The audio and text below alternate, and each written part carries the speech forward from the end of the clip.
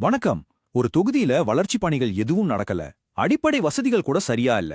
ஆனா அங்க இருக்கிற சட்டமன்ற உறுப்பினர் போன தேர்தலை விட இந்த தேர்தல்ல இன்னும் அதிக வாக்கு வித்தியாசத்துல ஜெயிக்கிறார்.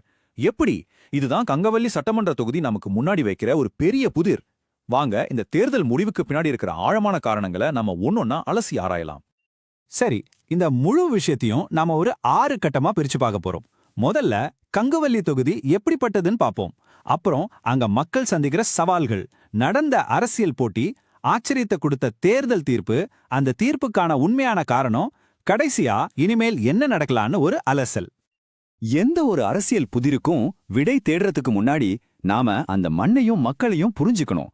வாங்க முதல்ல கங்கவல்லி தொகுதிக்குள்ள ஒரு சின்ன பயணம் போயிட்டு வருவோம். அங்க நிலவரம் எப்படி இருக்குன்னு பார்க்கலாம். பாத்தீங்கன்னா கங்கவள்ளி தொகுதியில பாதிக்கு மேல, அதாவது 58% மக்கள் கிராமப்புறங்கள்ல தான் வாழ்றாங்க. இதனாலேயே இந்த தொகுதியோட பொருளாதாரம் முழுமையா விவசாயத்தை நம்பி தான் இருக்கு. மக்களோட வாழ்வாதாரமும் அதோட பின்னி பின்னஞ்சதான் இருக்கு. இந்த நம்பரை கொஞ்சம் பாருங்க. 38,492 பேர் விவசாய கூலி தொழிலாளிகள். இதுல இருந்தே நம்மால புரிஞ்சுக்க முடியும் விவசாயம் அவங்க வாழ்க்கையில எவ்வளவு முக்கியமான ஒண்ணுன்னு. ஒரு சின்ன மழை பொய்த்து போனாலும் அது அவங்களோட ஒட்டுமொத்த வாழ்வாதாரத்தையுமே புரட்டி போட்டுடும்.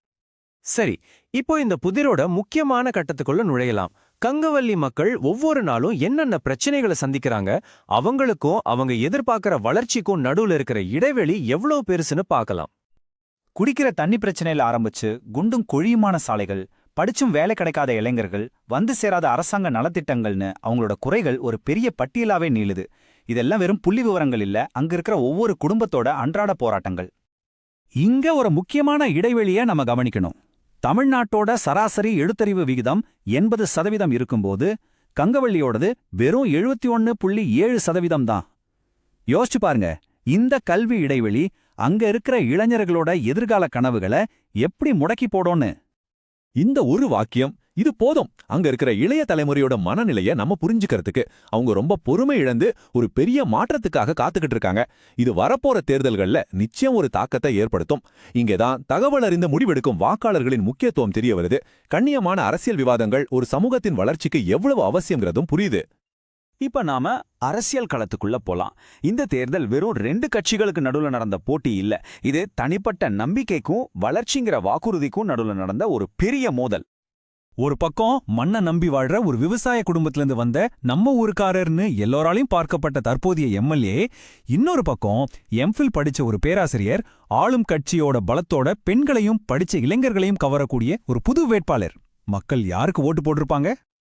இவ்ளோ பிரச்சனைகள், ஒரு புது வேட்பாளர், ஆளுங்கட்சியோட ஆதரவு, இதையெல்லாம் வச்சு பார்க்கும்போது கண்டிப்பா ஒரு மாற்றம் வந்திருக்கும்னு தானே நீங்க நினைப்பீங்க. ஆனா தேர்தல் முடிவுகள் எல்லா கணிப்புகளையும் தவிடுபொடியாக்கிடுச்சு. அங்கதான் ஒரு பெரிய ட்விஸ்ட். இந்த நம்பர்ஸ கொஞ்சம் நல்லா பாருங்க. 2016ல வெறும் 3100 வாக்கு வித்தியாசத்துல ஜெயிச்ச அதே எம்எல்ஏ 2021ல 7300 வாக்குகள், அதாவது வெற்றி வித்தியாசம் கிட்டத்தட்ட 2 மடங்குக்கு மேல அதிகரிச்சிருக்கு. அவரோட வாக்கு வங்கியும் கணிசமா உயர்ந்திருக்கு. எப்படி? இதுதான் இப்ப நம்ம எல்லார் மனசுலயும் இருக்கிற ஒரு முக்கியமான கேள்வி. அடிப்படை வசதிகள் கூட முழுசா இல்லாத ஒரு தொகுதியில மக்கள் ஏன் அதே தலைவரை முன்னை விட அதிகமா ஆதரிக்கணும்? அங்க என்னதான் நடந்திருக்கும்?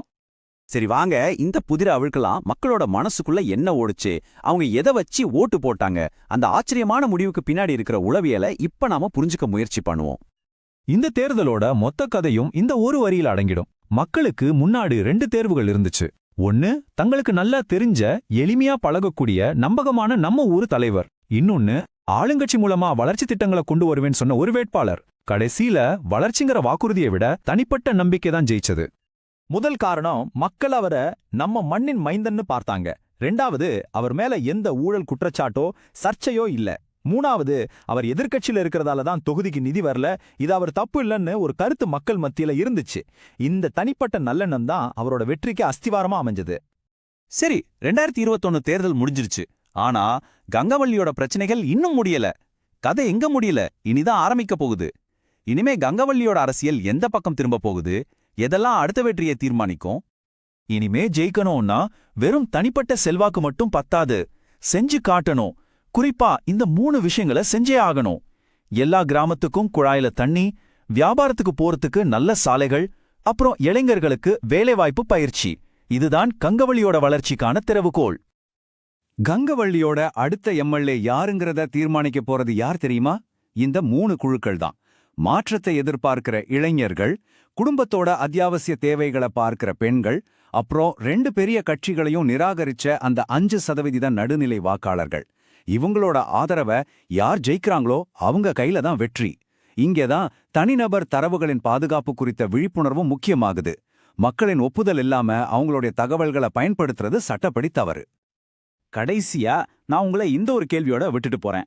ஒரு தலைவர் மேல இருக்கிற தனிப்பட்ட மரியாதை, தனிப்பட்ட நம்பிக்கை ரொம்ப முக்கியம்தான். ஆனா குடிக்க தண்ணி, நடக்கிறதுக்கு சாலை, வாழ்றதுக்கு வேலைன்னு அடிப்படை தேவைகள் நிறைவேறாத போது அந்த நம்பிக்கை மட்டும் ஒரு தலைவரை எவ்வளவு நாளைக்கு காப்பாத்தும்? இது கங்கவள்ளி நமக்கு கத்துக் கொடுக்கிற ஒரு முக்கியமான அரசியல் பாடம்.